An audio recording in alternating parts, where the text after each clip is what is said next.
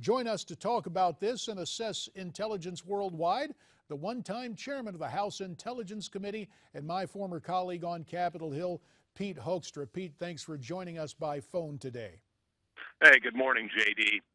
Let me just ask you about this whole need the president feels to empty Gitmo, especially based on what we've seen of the record of recidivism, people released before returning to the battlefield and engaging in recruitment and acts of terror. In your opinion, is it unwise to move forward with all these releases?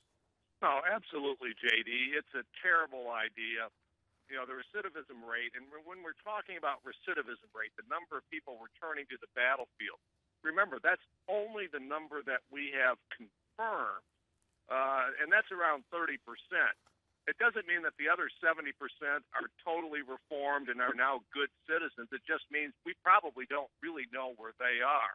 But the president is hung up on closing Gitmo, regardless of what the cost is going to be to our national security.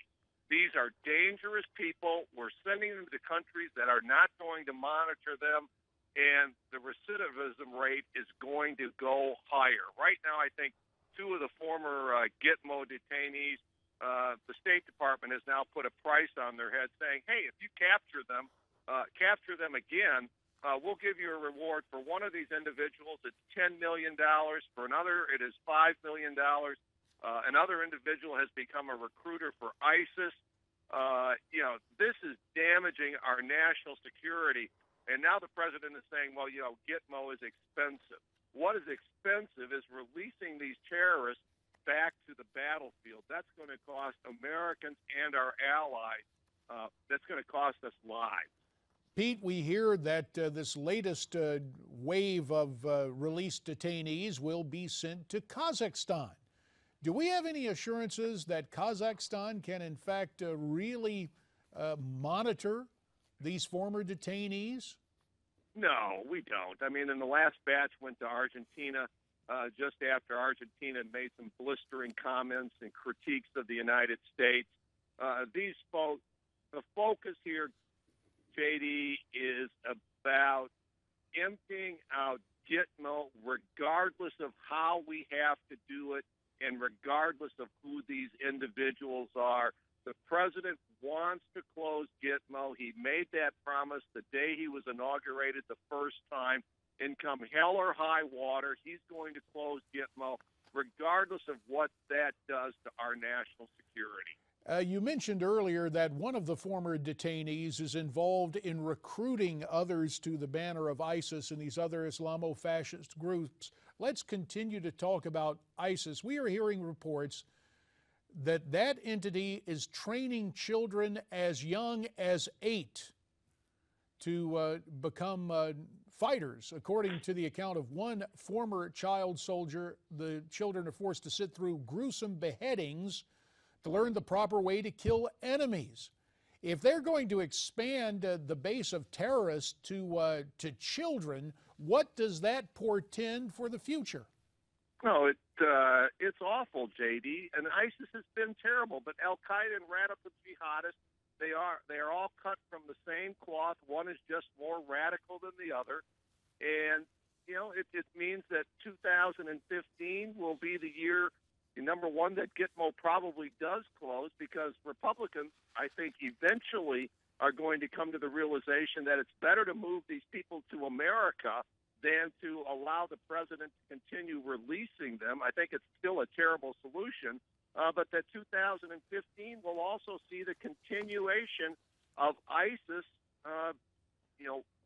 the terrible deeds, the terrible actions that ISIS is committing throughout northern Africa and throughout the Middle East. We're going to continue, I believe, in 2015 to see ISIS grow in influence and grow in brutality. And as you mentioned this, it's been horrible enough seeing some of the images of children awaiting beheading and all of that. But if there is not an infant's infantry, but kids involved in terror, can you imagine if our troops are facing that? If we see children in that kind of situation, in a perverse sense, this could be another PR coup for ISIS, could it not? Yeah, I mean, our troops or our Iraqi troops or the Kurdish troops that have been fighting ISIS, that have been carrying the brunt of the battle against ISIS, they face the real possibility they're going to be going on battlefields, or they're going to be seeing a car driving up to a checkpoint that's going to be full of kids or full of women, and not know what to do, because our values say protect women, protect children, whereas ISIS says we're going to use women and children as tools to kill the infidels.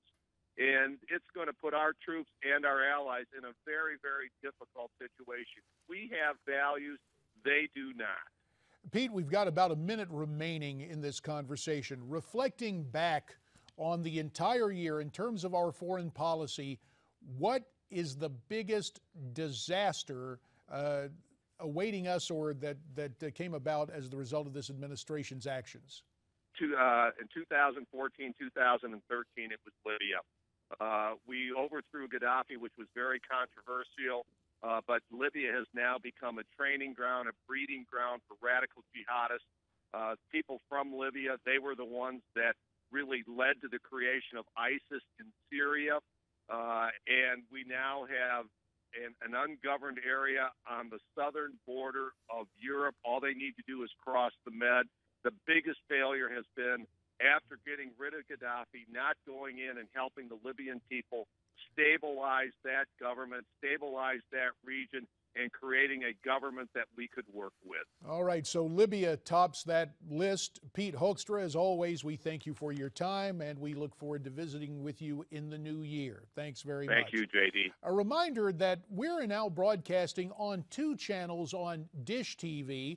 You can see us on the channel formerly reserved for the Fox Business Channel 206, and we're available 24/7 on Channel 223. Coming back following this Newsmax Now update.